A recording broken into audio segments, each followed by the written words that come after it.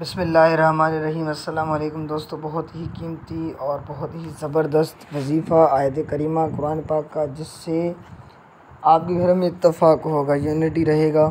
ये वजीफ़ा बहुत कीमती है, क्योंकि घर में सुकून है तो ज़िंदगी में सुकून है। तो इसलिए ये वजीफ़ा बहुत ही कारआमद वजीफ़ा है।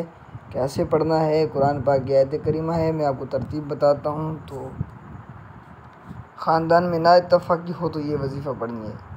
अब सूरह हिज्र की आयत नंबर 27 है। ये कुरान पाक की सूरत नंबर हिज्र की आयत करीमा 27 में पढ़ के सुनाता हूँ। वनज़अना मा फ़ी सुदूरिहिम मिन ग़िल्लिन इख़वानन अला सुरुरिन मुतक़ाबिलीन। दोबारा पढ़ता हूँ, मुतवज्जा रहें। वनज़अना मा फ़ी सुदूरिहिम मिन ग़िल्लिन इख़वानन अला सुरुरिन मुतक़ाबिलीन। जिस घर में या ख़ानदान में ना इत्तफ़ाक़ी हो, यानी कि यूनिटी ना हो, झगड़े हों आपस में,